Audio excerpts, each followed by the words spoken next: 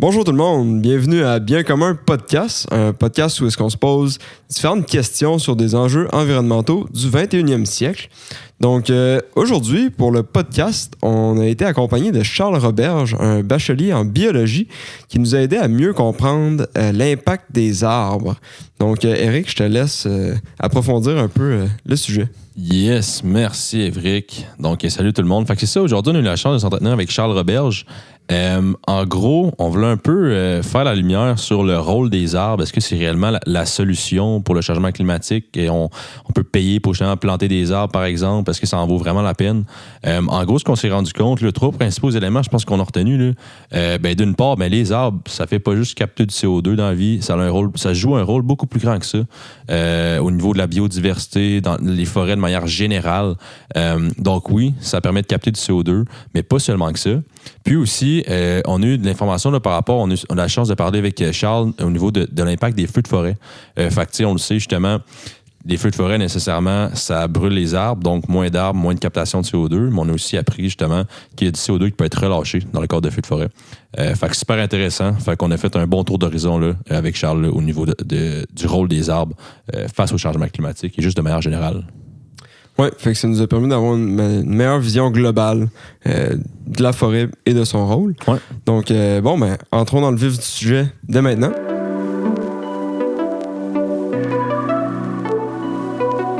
Bonjour Charles, bienvenue à Bien commun podcast. On est bien content de t'avoir sur notre plateau. Donc, je te laisse un peu parler de toi, t'introduire pour qu'on apprenne à mieux te connaître. Bonjour Évric, bonjour Éric. Content que vous me receviez sur le plateau. Vraiment heureux de faire partie de l'expérience aussi, de pouvoir partager nos connaissances. On est tous passionnés de l'environnement, donc ça nous fait tous plaisir de parler de ce sujet-là. Donc, premier invité aujourd'hui, je brise la glace. Yes. Moi, mon nom est Charles Roberge. J'ai été étudiant à l'université en biologie. J'ai complété mon baccalauréat en mai 2022. Maintenant, poursuivi d'autres petites facettes au niveau professionnel, mais ça me fait toujours plaisir de casser la glace, d'embrasser votre nouveau sujet, faire partie de votre expérience. Ça va faire plaisir de parler avec vous. Cool. Ben moi, en tout cas, personnellement, on se connaît un peu, là, puis je suis vraiment content de te recevoir sur le plateau. Là. Je pense que ça va être très intéressant. Parce que là, c'est ça. Moi, je sais pas toi, Évric, mais moi, la raison pourquoi je pense qu'on a pensé à ce sujet-là, c'est que planter des arbres, ça semble être, le remède ou la solution à tout. Fait que qu'est-ce qui est vrai, qu'est-ce qui est pas vrai là-dedans, c'est quoi les nuances par rapport à ça. Fait que tu sais, moi, un premier questionnement que j'avais par rapport à ça, là, aux fameux arbres qui semblent être le remède à tout, là. Est-ce que, mettons, on sait que les arbres, on s'est toujours fait dire ça à l'école, bon, ça absorbe les CO2. Mais moi, une question que je me pose, OK, c'est bien beau, ça absorbe les CO2, mais il y en advient quoi, ce CO2-là? Tu sais, c'est-tu infini? C'est-tu un cycle infini? Qu'est-ce qui se passe? Est-ce que ça l'absorbe à jamais? Tu sais? Est-ce que c'est réémis, par exemple, dans l'atmosphère? Fait que c'est un peu ça, je serais curieux d'en savoir un peu plus là-dessus. Tu as raison de te poser la question parce qu'aujourd'hui, beaucoup au niveau médiatique, on entend là, des remèdes là, qu'on peut appliquer, une pommade qui guérit tout. Effectivement, dans ce genre de questionnement-là sur l'environnement, il n'y a pas de solution unique, puis il n'y a surtout pas de solution miracle. Il faut pas tomber dans l'excès non plus. La vie est toujours un monde gris en général. Il n'y a pas juste du blanc, il n'y a pas juste du noir, il y a des bons côtés. Surtout au niveau de la plantation d'arbres, effectivement, là, oui, on entend dire les arbres, les forêts sont les poumons de la planète. Exact. Puis au niveau de la capacité d'absorption de CO2, au total, c'est les océans qui ont le plus de capacité d'absorption de CO2. C'est juste parce qu'ils ouvrent une plus grande superficie de la planète, en réalité. Mais les arbres ont une plus grande capacité d'absorption par unité de surface, si on veut l'avoir comme ça, disons par kilomètre carré. Mais c'est juste qu'ils représentent une plus petite portion. Puis à la base, qu'est-ce qui cause cette absorption de CO2-là, ou du moins cette participation-là au cycle du carbone? C'est la photosynthèse des plantes. On a tous entendu parler dans nos cours, je dirais en général.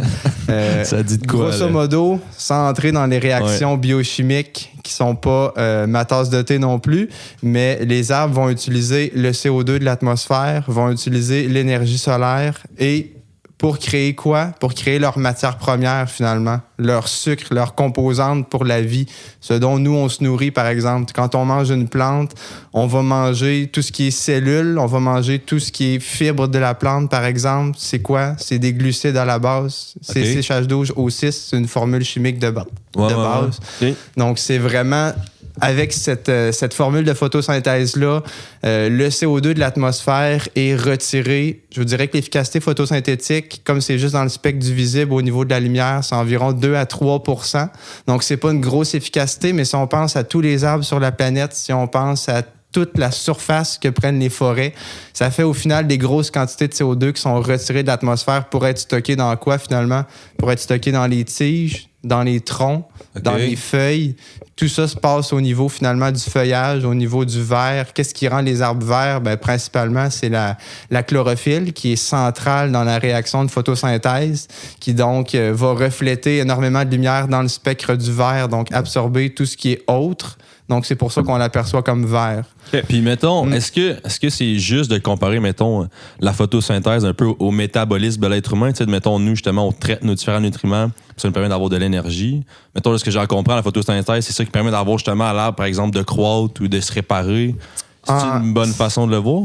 C'est une bonne façon, mais je dirais que la photosynthèse au niveau métabolique, c'est vraiment en complémentarité à ce que nous, on fait les êtres humains, ou du moins ceux qui consommons des végétaux à la base, là, ou d'autres animaux qui se nourrissent de végétaux. La respiration cellulaire, nous, on utilise le sucre, on utilise les métabolites qu'on consomme pour les dégrader, pour libérer de l'énergie, qu'on utilise par la suite pour refaire nos tissus, etc. Ouais. Les arbres, eux, ils construisent leur tissu avec la photosynthèse, mais ils font également de la respiration cellulaire, ce qui fait que dans le bilan, grosso modo, énergétique de la plante, il y a tout ce qui retire de CO2 de l'atmosphère avec la photosynthèse pour faire ses tissus. Il y a tout ce qu'elle consomme aussi en CO2 et ce qu'elle éjecte comme CO2 en faisant la respiration cellulaire. Parce qu'elle en fait également. OK, c'est ça. Parce que la photosynthèse, elle ne génère pas de l'énergie. Elle en consomme de l'énergie pour faire les tissus de la plante. Par la suite, pour ce qui est réparation, pour ce qui est entretien des tiges, par exemple, pour ce qui est croissance, du moins aider à utiliser l'énergie métabolique, c'est la respiration cellulaire aussi. C'est vraiment deux réactions métaboliques qui sont très anciennes, mais qui sont toutes les deux présentes dans les plantes, effectivement. Okay. Fait que là, si je comprends bien, là, en gros, on a un arbre ou des arbres si on a une forêt. Okay? On a du CO2 dans l'air, on a de la lumière qui provient du soleil. Ton arbre, il va utiliser ce CO2-là, cette lumière-là, va faire la photosynthèse, tout le kit.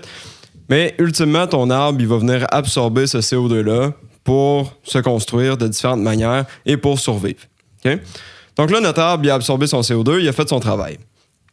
Et là, moi, ma question, j'ai travaillé dans l'industrie du bois à un certain moment, puis c'est un peu ça qui m'a permis de découvrir ça, si on veut, mais j'ai appris, ou en tout cas, peut-être que c'était faux, mais tu vas pouvoir le confirmer, j'ai appris que l'arbre, lorsqu'il se dégrade, donc ton arbre, il a absorbé du CO2. Okay? J'ai aucune idée combien de CO2 ça peut absorber un arbre, disons qu'il a absorbé 1 tonne de CO2. Quand ton arbre meurt, il tombe par terre, il vient se dégrader, se décomposer. Moi, ce que j'avais lu, ce que j'avais vu, c'est que ton arbre, lors des processus de dégradation et de décomposition, il va venir relâcher le CO2 qu'il a absorbé. Ouais. Est-ce que c'est vrai, ça? Est-ce que c'est... Je sais pas... est-ce que le CO2 est réémis dans l'air ou c'est quoi qui se passe à ce niveau-là? Toutes les réponses sont valides, en fait, parce que oui, effectivement, quand il y a décès d'une plante, disons, dans une forêt là, qui est en croissance, prenons des jeunes pousses ou même prenons une forêt qui est vieille, évidemment, des différences dans la dynamique de ces forêts-là, mais évidemment, quand un plant va mourir, va tomber au sol, sa matière organique, effectivement, il y en a une petite partie qui est quand même une fraction minime de la matière organique, donc du CO2, qu'on peut résumer, qui va être relâché dans l'air, qui va se dissiper de cette manière-là, mais c'est surtout dans la dégradation du bois, ce qui va être relâché, disons, dans le tapis supérieur de la forêt, qui va être dégradé par la suite par que ce soit les micro-organismes, les organismes du sol, les fourmis, les vers de terre, par exemple, qui vont venir ronger ça. Mm-hmm. Tout ce qui est, par exemple, champignons qui vont consommer la matière morte du bois, ils vont relâcher ça de manière métabolique, un petit peu dans du CO2 aussi, mais ils vont surtout alimenter le sol en nutriments.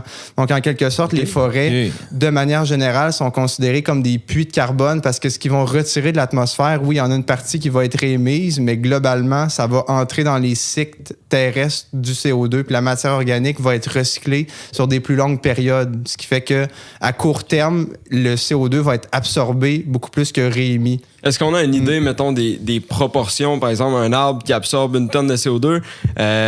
Parce que là aussi, il faut comprendre, en tout cas, de ma compréhension, c'est que tu as ton tapis de forêt où est-ce que tu as plein de matière organique, mais afin que le CO2 soit absorbé puis qu'il soit comme enfoui et qu'il soit pas relibéré dans l'atmosphère, il faut qu'il rentre plus profond que ça, j'imagine. Là, est-ce qu'il faut qu'il se rentre dans la croûte terrestre pour être vraiment enfoui puis capturé ou... Non, je dirais que de manière générale, c'est vraiment des cycles qui se font là, pour la plupart. C'est quand même sur relativement du court terme. Là, la matière organique qui reste vraiment en superficie pour la plupart, puis est tout simplement recyclée.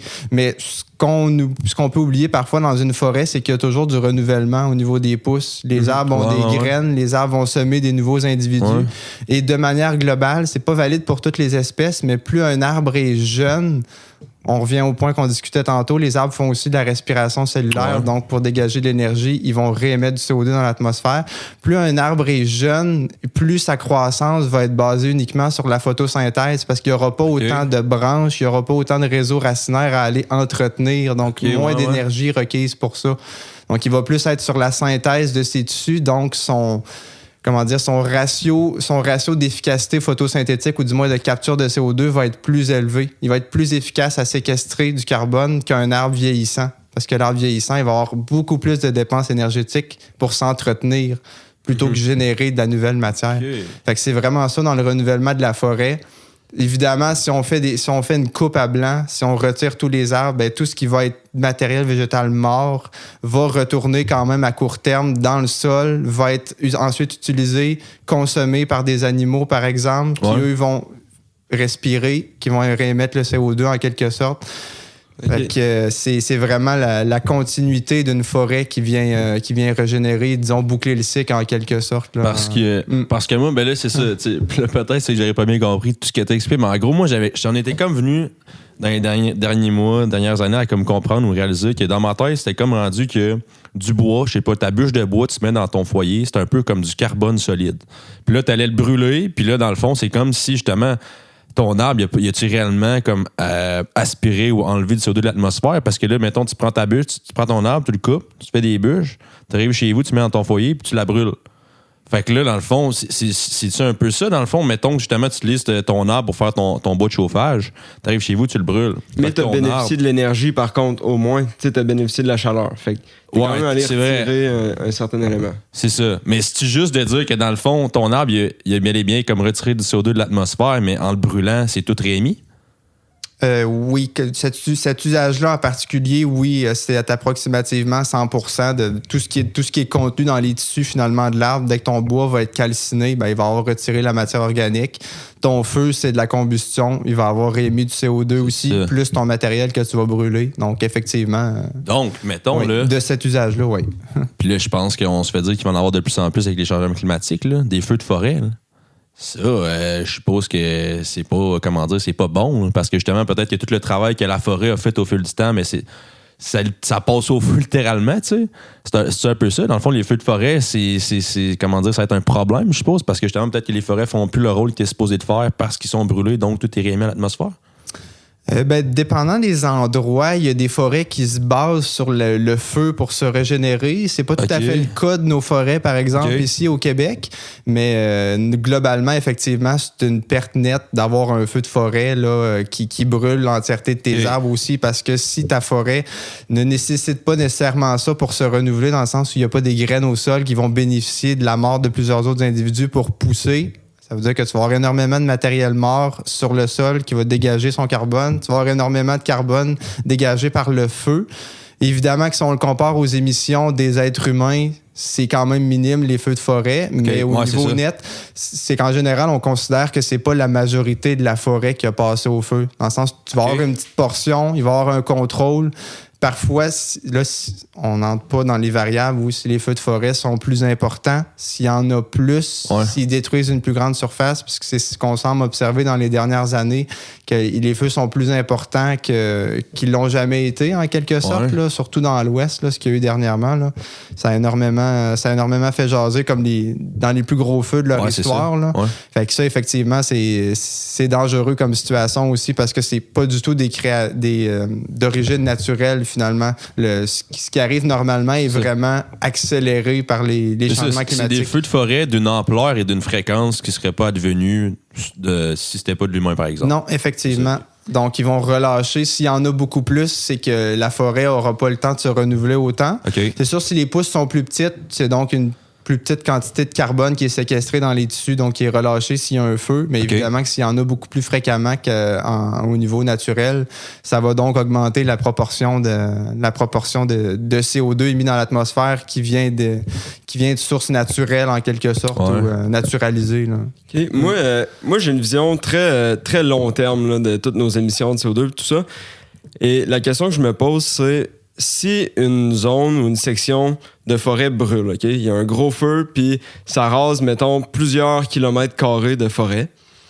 Si tu regardes sur une échelle long terme, là, je parle du 50, 100, 150 années, est-ce que cette section-là, peu importe les dommages qui ont été faits par le feu, est-ce que cette partie de forêt-là va se régénérer au fil du temps? Donc, est-ce que cette partie-là qui a été brûlée dans 100 ans, il va réavoir des arbres à cet endroit-là ou ça pourrait carrément devenir, je sais pas moi, impossible pour acquérir de la vie, puis ça serait, je sais pas, une toundra ou... Est-ce que les arbres pourraient revenir à cet endroit-là éventuellement ou... Pour la plupart des forêts sur la planète, ce serait le cas que... parce que c'est quand même assez court quand on regarde là, sur le point de vue d'un écosystème comme ça, le temps de dégrader toute cette matière-là aussi, puis plus elle brûler, ça veut dire plus elle a déjà été consommée, donc il en reste encore moins pour les organismes qui vont se nourrir de ça. Mais grossièrement parlant, oui, effectivement, il y a de la vie qui pourrait revenir, mais dans la plupart des cas, ce serait sur des horizons beaucoup plus longs que ça aussi. Okay. Beaucoup d'écosystèmes qu'on voit qui ont passé au feu puis qui n'étaient pas habitués naturellement.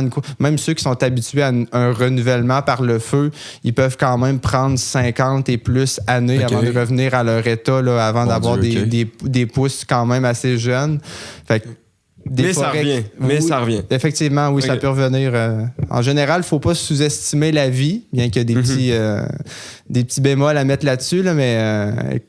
l'évolution a fait sa tâche pour bien les formater. Puis mettons, là, tu sais, je pense que c'est beaucoup, comment dire, ça a été fait beaucoup dans les dernières années, puis justement, c'est un peu pour ça que je pense qu'on va en parler, mais planter des arbres, ça semble quelque chose qui est relativement facile à faire. Tu sais, souvent, il y a des entreprises qui vont mettre de l'argent pour planter des arbres, ça paraît beau. Mais justement, je sais pas, selon toi, qu'est-ce qui fait en sorte que ça a été beaucoup mis de l'avant dans les dernières années? Est-ce que c'est parce que c'est par la facilité de la chose? Parce que, tu sais, de ce que tu nous parles, ça semble être un moyen intéressant, mais peut-être pas le remède ultime. Effectivement, les arbres ont leur fonction, mais comme tout, c'est pas non plus un remède magique aussi. Puis ça dépend beaucoup de l'endroit dans le monde où on va planter l'arbre aussi. Plus on va dans le nord par rapport à l'équateur, plus les effets des arbres là, sur comment on peut voir ça. Donc, si on regarde une forêt mature qui a énormément de feuilles, qui va faire énormément d'ombre sur le sol, ils vont plus finir à absorber le soleil qui est finalement au-dessus des feuilles, donc au-dessus de la canopée forestière. Parfois, ils se trouvent à absorber beaucoup plus de chaleur que ce qu'ils vont produire comme effet assombrissant. Donc, au niveau du CO2, dépendant des propriétés qu'on peut voir pour la forêt, parce qu'il y en a au niveau du refroidissement, on a juste à penser, quand on va dans une forêt l'été, il pleut, on sent quand même un gros ressenti de plusieurs degrés en dessous de ce qui fait à température ambiante. Ouais. Mais tous ces effets-là, en fait, peuvent varier dépendant de la latitude. Si on a, par exemple, de la neige qui va refléter énormément de soleil, si on a une canopée forestière qui absorbe énormément de soleil, surtout avec la couleur assez foncée des feuilles. Canopée, tu veux dire les arbres? Oui, désolé, j'ai pas donné la définition. Canopée forestière, en fait, c'est ce qu'on peut voir comme le niveau le plus haut de la forêt, finalement. Dans le sens, pas mettons, la cime d'une vue aérienne, mettons, c'est ce qu'on verrait. Exactement. Donc, c'est, comment dire, l'étendue des feuilles aussi qu'on peut voir. Donc, disons, le niveau moyen de toutes les feuilles d'un arbre, par exemple. Exact. OK. Puis si on revient, là, encore moi, avec ma vision long terme, là, on parlait tantôt de la forêt puis le CO2, comment il tombait au sol, il y avait de la matière organique, c'était consommé par d'autres espèces vivantes, puis ensuite le CO2 était réémis sous différentes formes. Okay? Ça, c'était sur du court terme.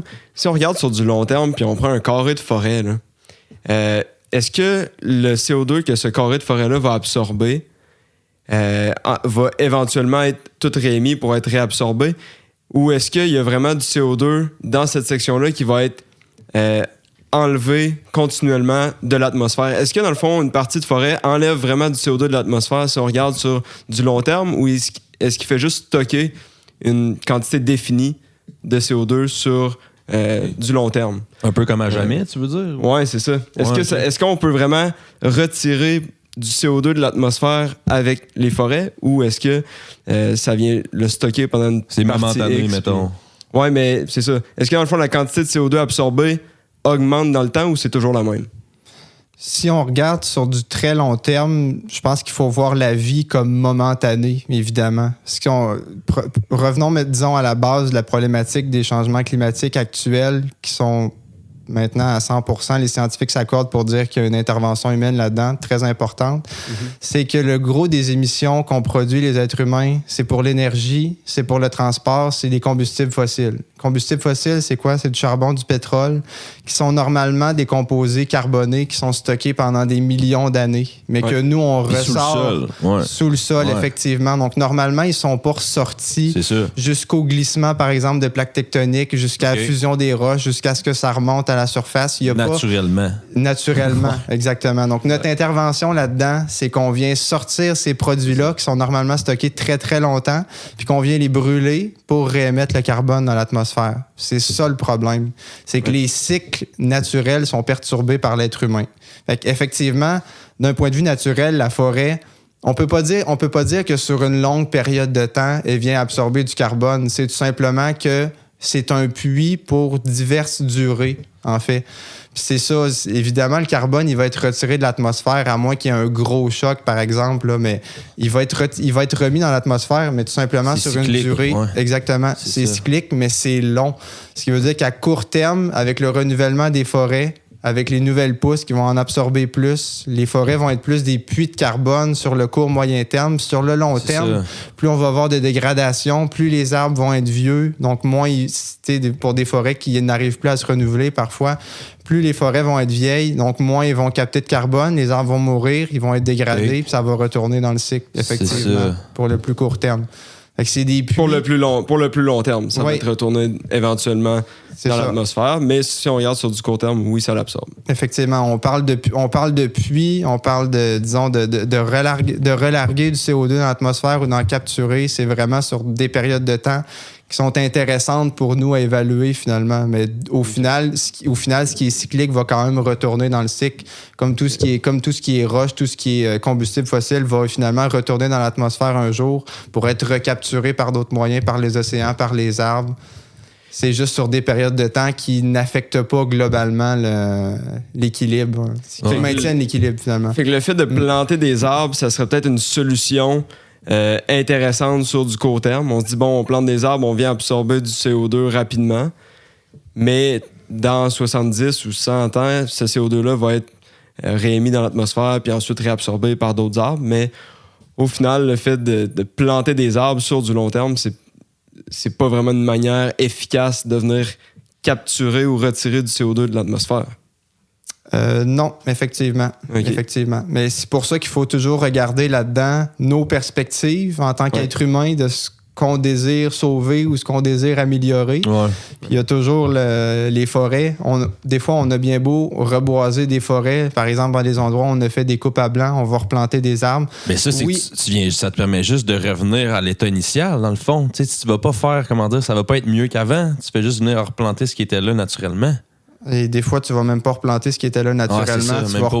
Tu vas replanter une variété, une espèce d'arbre qui est intéressante, parfois parce qu'elle est pas chère, mais on va pas nécessairement aller rechercher toutes les fonctions biologiques, toute la diversité du vivant. Telle que ça l'était initialement. Exactement. Tous les micro-organismes qui étaient dans le sol, qui honnêtement sont une énorme composante pour la dégradation de la matière organique. Puis parfois, si on coupe à blanc, on enlève des couches du sol, on perd toute cette biodiversité-là finalement.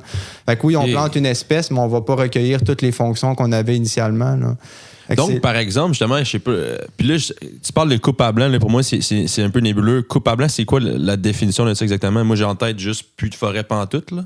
Coupe à blanc, c'est d'avoir retiré absolument toutes les parties vivantes d'un arbre, ou du moins sur une surface. Là. C'est comme si on avait coupé pas juste le tronc de l'arbre pour faire des billots de bois, par exemple, utilisés. On avait retiré la souche, on avait enlevé les racines. Donc, il n'y a absolument plus rien qui peut... On a enlevé toutes les parties croissantes de l'arbre. Là. On a vraiment tout retiré, le matériel biologique. Pourquoi est-ce qu'ils retirent, par exemple, les racines ça se fait de la plus souche? vraiment, ça. Ah, OK, Je ça donne se un fait exemple. vraiment. Ouais, non, c'est évidemment, avec toutes les problématiques que ça a engendré au niveau de la biodiversité, on essaye beaucoup plus de conserver maintenant des parties pour que la forêt puisse se régénérer naturellement sur quand même une période qui est plus longue.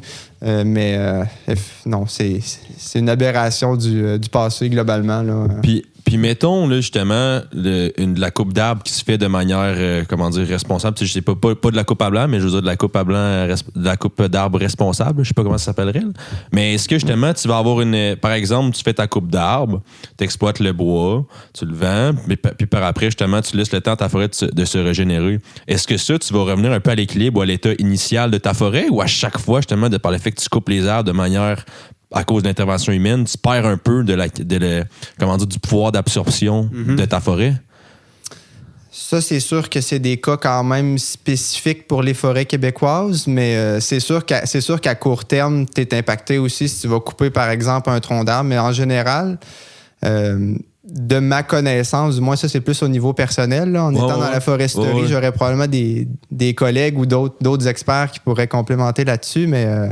ils vont pas couper absolument tous les arbres. Parfois, ils vont couper certains qui sont plus matures, qui sont peut-être moins utiles, entre guillemets, pour la forêt. OK, parce que ça revient à ce que tu disais. Plus l'arbre est vieux, moins son pouvoir d'absorption de CO2 va être important. Exact. Okay, c'est ça. Puis plus il est gros, donc plus il est intéressant aussi pour ceux qui coupent les arbres. Oui, plus il y a de matériaux à aller récupérer, effectivement. Nouveau savoir. Ouais. OK. Tu sais, moi aussi, ce que je me demande, là, sachant ça, que oui, sur une perspective plus court terme, c'est bien. Puis ça, tu sais, ça va, il y a sans aucun doute, là, c'est totalement pertinent, j'imagine, faut protéger nos forêts. Là. Parce que les forêts, veulent pas, en ce moment, ils ont beaucoup de CO2 dedans. Là. Le bois, il y en a du CO2, fait que c'est important de garder ces parties de terre-là. Mais le fait de planter des arbres, on voit beaucoup d'entreprises, beaucoup de compagnies qui disent, bon, nous, on plante des arbres pour combattre les changements climatiques, pour tout ça. Ouais. Mais moi, ce que je vois, c'est est-ce que c'est vraiment la bonne approche? Est-ce que c'est une manière vraiment efficace de venir combattre les changements climatiques ou est-ce qu'il y aurait... Est-ce que c'est un peu du... Tu sais, je veux pas parler de greenwashing, là, mais est-ce que c'est comme peut-être pas la meilleure approche? C'est un peu ça ma question. Là. C'est un peu ça. Est-ce qu'il y aurait des meilleurs moyens de faire sa part, je sais pas, pour une entreprise, mettons, que de se dire qu'on va planter des arbres? C'est un peu ça? Ouais, ça peut être ça, ou juste d'évaluer justement la pertinence de tout ça. Là.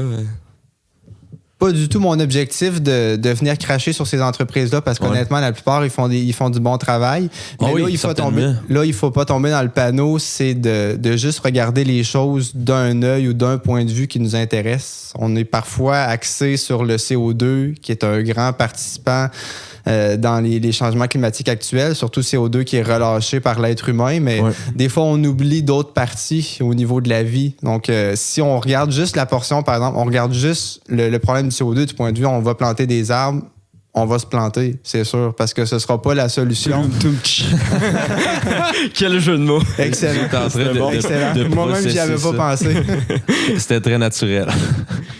Mais c'est ça, si on regarde uniquement d'un point de vue de plantation d'arbres, par exemple, c'est sûr qu'on n'aura pas on tient pas la solution parce qu'il faut toujours aller global, il faut toujours voir plus gros que juste un problème. Ouais. Puis parfois, si on essaie de régler un problème à la fois, on peut, d'un autre côté, que ce soit au niveau de la biodiversité, perdre des plumes. Dans le sens, si on fait une action, parfois, elle peut être bénéfique pour une portion qu'on trouve intéressante puis qui nous avantage peut-être moralement des fois, parce qu'il y en a évidemment qui ont, comme tu dis, Évric, là, du greenwashing ou qui ont certaines vertus morales à aller placer dans le débat.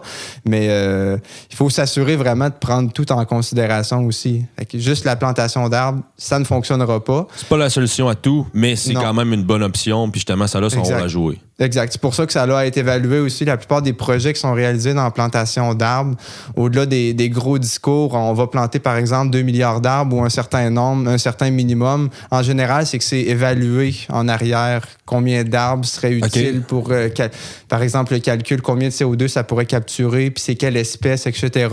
Mais évidemment que parfois, c'est pour se donner une certaine bonne conscience, alors que pour d'autres actions, on l'a moins ou on est moins proactif. Donc, on compense avec quelque chose.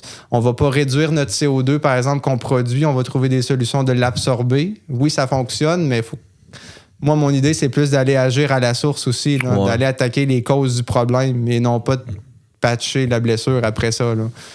Mais parce que, mettons, là, je suppose, je connais pas ça, la plantation d'arbres explicitement ou en détail, mais tu sais, mettons, je suppose que, outre se dire juste je paye pour aller planter des arbres ou je me dis je m'en vais planter des arbres, c'est étudié ça préalablement. Je suppose que c'est déterminé à l'avance, puis justement c'est étudié par des personnes qualifiées dans le domaine. Bon, ce terrain-ci serait propice à ça, ça nous permet de capturer tant de CO2. C'est ça, c'est pas juste de dire il y a un terrain vacant là, on pourrait aller planter des arbres. C'est étudié avant de le faire. Oui, puis parfois, honnêtement, c'est vraiment pas juste pour des questions de CO2 qu'on va aller planter des arbres, c'est pour des questions de stabilité du sol. On va avoir un meilleur drainage, des endroits, par exemple, où on se retrouve à avoir énormément d'inondations. Bon, on parle de conserver les milieux humides aussi, parce qu'ils ont une bonne capacité de rétention de l'eau. Et des fois, c'est des projets qui ont vraiment des implications pratiques pour les gens qui vont les subir en quelque sorte. Là. Donc, il peut y avoir des conséquences à court terme, mais généralement, c'est évalué là, dans le bien commun aussi, là, pour une multitude de facteurs. Là. Dans une perspective plus grande que justement capter de CO2. Exactement, exact. Okay. Les variétés, les espèces sont étudiées aussi pour le terrain. Le terrain spécifique va être étudié aussi. Okay. C'est vraiment là, les arbres vont croître en pépinière, par la suite vont être plantés au stade où ils sont, disons, le plus mature ou le plus productif pour qu'il y ait les meilleures chances de survie, par exemple, avec l'hiver qu'on a au Québec. Donc, c'est vraiment des choses qui sont préparées. Pour y avoir moi-même participé une fois à titre personnel, là, les gens là-dedans sont vraiment passionnés, oui, effectivement. Ouais. Ah ouais. Fait que tu as participé un peu justement à planifier la plantation? Non, c'était juste la participation dans un cadre professionnel. On avait participé à une activité avec une firme de plantation là, qui s'occupait, qui gérait finalement une pépinière, qui était venue nous montrer comment ça marche aussi. Puis, c'est vraiment la biologie. La biologie, oui, mais il y a énormément de facettes. Donc, n'étant pas expert, on va consulter d'autres personnes. C'est ça. Fait que les arbres ont vraiment plusieurs bienfaits, là, outre l'absorption du CO2. Je pense que c'est important de garder ça en tête aussi. Puis, tu pourras me corriger, là, mais les arbres, c'est aussi une ressource renouvelable. Dans le fait que si on arrive à l'exploiter de manière responsable et que c'est bien fait, ça peut quand même être un matériau intéressant pour autant la construction ou même justement pour alimenter peut-être le foyer en haut, peu importe. Ça reste que c'est... On peut l'utiliser, là, l'arbre. Je sais pas si tu vois une objection à ça. Là. Je sais pas ce que tu penses un peu de l'exploitation des forêts. Là, mais... Non, pas du tout. Utiliser de manière intelligente, raisonnable aussi, puis en ayant toujours des perspectives de justement bien gérer les forêts aussi, de s'assurer qu'ils puissent avoir une régénération naturelle, de pas retirer tous les arbres d'un coin au même moment aussi, parce que ce qu'on oublie des fois, on peut parler d'une composante ou une autre, mais la forêt, en termes collectif, disons, en termes d'entité biologique, c'est vraiment un des trésors qu'on a ici au Québec, puis on en a des surfaces en plus, donc c'est vraiment important qu'on conserve ces territoires-là. On parle juste du côté terrestre, par exemple, il y a bien évidemment d'autres facettes de la vie, là, mais tout ce qui est faune, tout ce qui est flore, qui va être au sol, pas juste les arbres nécessairement, mais ça peut être des plantes aussi qui vont servir à l'alimentation, des animaux qui vont servir, par exemple. Tout ce qui est cycle au niveau de l'écologie, c'est sûr que les forêts sont bien évidemment complètes. Puis c'est parfois aussi quand on vient artificialiser la chose en plantant des arbres, on a pensé, oui, à quelque chose qui nous avantage pour nous, disons, pour la rétention d'eau, pour ci, pour ça. Ouais. Mais on vient pas nécessairement recréer les conditions. Donc, moi, mon idée, c'est vraiment plus d'aller conserver le plus possible les milieux qu'on a au Canada, au Québec, tels qu'ils sont. Ouais. Parce qu'à la base, disons... on va pas exagérer, mais avant que l'être humain arrive, la majorité des milieux étaient quand même en équilibre aussi, se régulaient eux-mêmes. Ouais. Puis là, parfois, on vient briser des chaînes, on vient casser ici, on vient sortir tel produit du système, par exemple. Donc, les forêts qui sont en ce moment ici, les océans étaient de très bons puits aussi, de très bons outils justement pour le cycle du carbone. Donc, à conserver, puis la vie à conserver en général, le plus possible. Intervenir, pas ça juste reste, la vie qui nous est utile. Intervenir, ça reste comme... On essaie d'intervenir le moins possible. Exact. Okay. Être proactif aussi, penser global. Pas juste penser une petite surface. C'est un peu ça, moi, que je retiens justement de notre discussion. Puis je pense qu'Evric, là, tu me corrigeras, mais je pense que c'est ça. Nous, on voyait beaucoup les arbres comme justement des puits, ça capte le CO2, puis c'est tout beau, tout rose. Mais ultimement, c'est ça, ce qu'on oublie, c'est qu'un arbre, ça fait partie d'une forêt, puis une forêt, ça a un rôle plus global. Nous, la biodiversité, c'est vaste. T'sais. Fait que je pense qu'il y a des différentes fonctions auxquelles on pense pas. Fait qu'un arbre, ultimement, c'est plus que justement juste capter du CO2. Fait que, écoute, moi, c'est quelque chose que je vais certainement retenir. Là. Ben, super. Je pense que ça faisait pas mal le tour de nos points, Rick. Je sais pas ce que t'en penses. Oui, tout à fait. Fait qu'écoute, Charles, un gros merci à toi. Je pense qu'on en a définitivement appris beaucoup aujourd'hui. Fait qu'écoute, merci beaucoup à toi, puis merci aux auditeurs. Fait que on se revoit dans un prochain épisode.